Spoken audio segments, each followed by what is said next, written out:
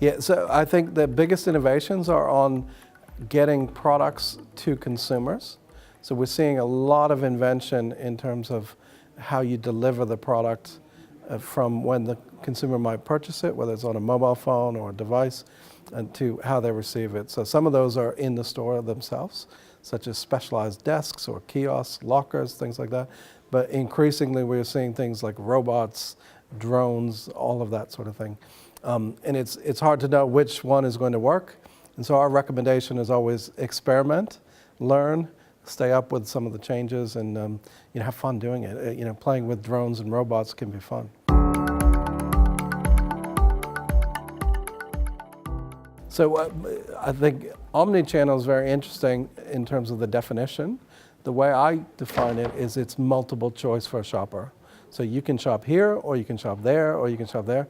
I think the best example, or the most successful example right now, is Amazon Prime Now, where they charge you a membership fee, and that membership fee gives you an option to do whatever you like, whenever you like it.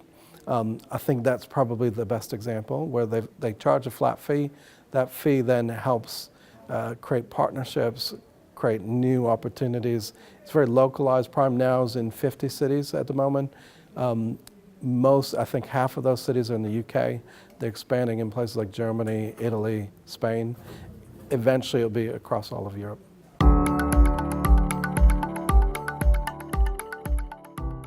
So I think the first success factor is understanding why somebody might not be happy with the store experience. Typically that's somebody from what I call the phygital generation. So trying to understand that generation. These are people who shop as much with their mobile phones as they do with their eyes. So they'll be, you can identify these people very quickly by the way that they're walking through the store. If they're looking at their mobile phone constantly, they're probably a phygital generation person. And age is not the best reference for that.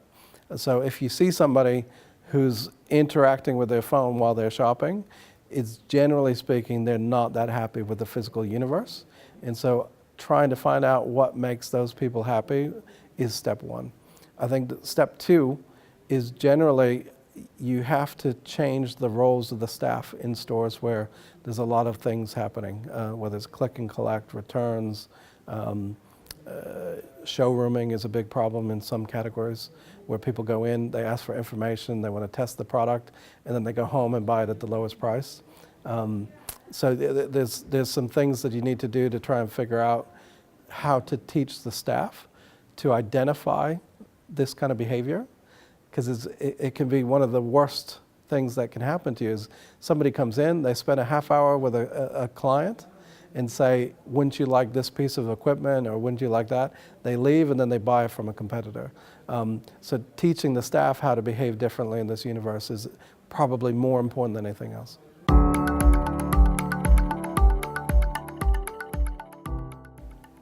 So my favorite mobile app at the moment was something that MasterCard did with Oracle in a restaurant chain called Wagamama.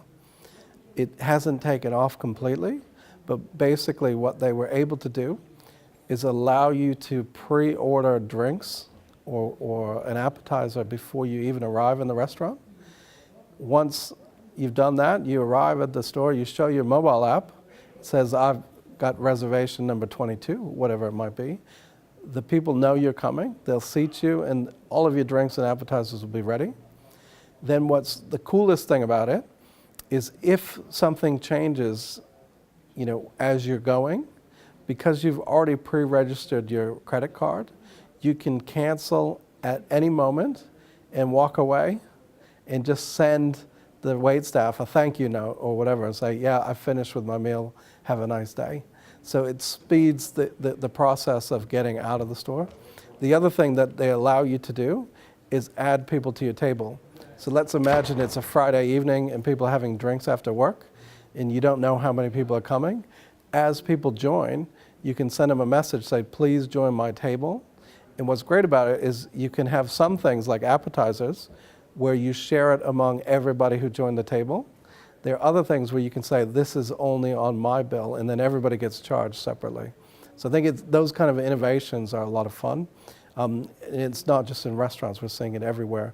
Another great example is Aldi in the UK. They developed an app where you can choose what kind of promotions you like, and then you go through 4 steps, and it says, you know, I care about sporting or I don't care about sporting. I care about healthy foods, I don't care about healthy foods.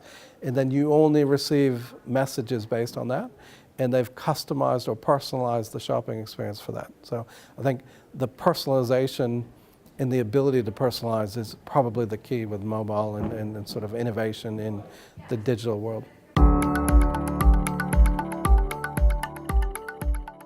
That I just had a discussion with a few retailers. Everybody's worried about profitability because in global markets right now, the US dollar has strengthened pretty dramatically. In most of the commodity markets that retailers depend on are still dollar-based markets. So the cost goes up, but you can't necessarily pass that cost down to the consumer. And so people are worried about profits at the moment. I think that's trend number 1. I think within that profitability is trend number 2 is trying to find the right mix of communication and store investment to get shoppers excited, to get them to pull out their wallets and spend some money. That's becoming more challenging in the age of information overload, where people are getting 40 emails a minute, or Twitter is just, you know, too many things to read, and, you know, getting people's eyes, getting their attention, I think is number 2. The third thing that many people are worried about is just simply the intensity of competition. So there's just so many good retailers out there, especially here in the Netherlands, you know, that the competition between retailers is fairly problematic.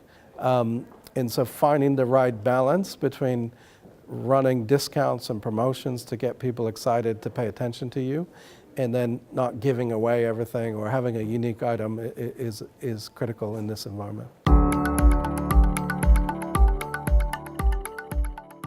First of all, I would say every retailer has to do that. They wouldn't even have 2 stores if they couldn't do that. So everybody does it. Now, with that said, some companies do a better job of what I call democratizing it.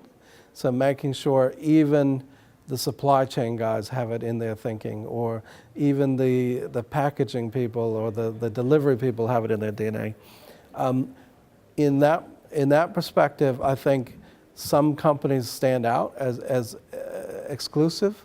I don't really want to mention them because I don't want to offend anybody, but retailers are incredibly good at it, and you're picking between the best and the next best when you sort of give awards to who's good at it. But I think that increasingly getting people who are not normally what you would call customer facing or client facing, shopper facing, into that kind of thinking is going to be the way to win.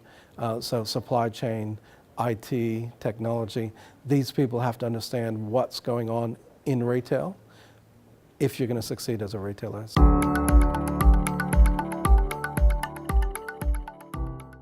Well, I think one of the most interesting things I've ever done is I went to Japan. And because I don't speak Japanese, it was very difficult for me to do any sort of research without somebody helping. So what I did was I just looked at pictures. And in the pictures, I tried to identify logos of companies that I understood, I knew. So Facebook, it's a universal symbol, right? You could see, you know, on the retailer's website, you could see the Facebook logo, or, you know, DHL, that's an international symbol. No matter where you go, it looks the same. So I went through and I made a list of all of the different partnerships that retailers had. And it turned out to be about 33 different locations where retailers are partnering with somebody to get their brand to the consumer. I interviewed people. I asked them a question. I said, how many places do you think you do your brand activation, your brand marketing? Give me a list. And they said, well, our website, our store flyer, our direct emails, our direct mails, 6, rough, give or take. Yeah. And I said, actually, let me show you all the places you do it. It was 33 that I'd come up with. And they were just in shock.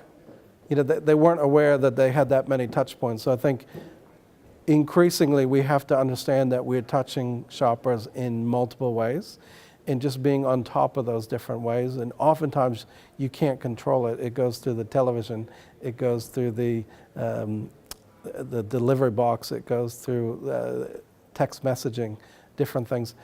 Embrace it, don't fight it.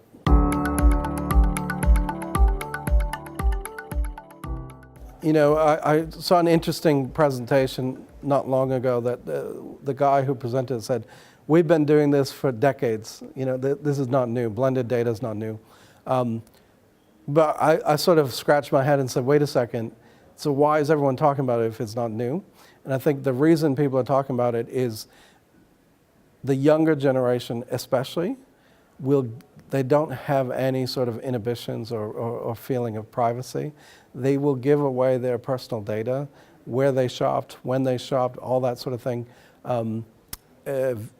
you know, just as part of their routines. The older generations are much more, I need to make sure you're not using my information the wrong way. I think what's happening is this new younger generation is very open, is allowing people to understand shoppers and shopper mentality in new ways. So I would say it's just understanding is the key, but you've got to filter on questions. So lots and lots of data can do nothing for you if you don't have the right questions. So the key message that I tried to drive home is retailers are now in a position to create innovation which can change the way people live at home. And embracing those changes will take a lot of work. It's going to take two types of work. Getting rid of things that are no longer working, I think that's part one, but you have to be very careful about that. And then part two is investing and testing the new ideas and fostering that kind of environment where you come up with a brand new idea and you invest with it, you test it, and you run with it.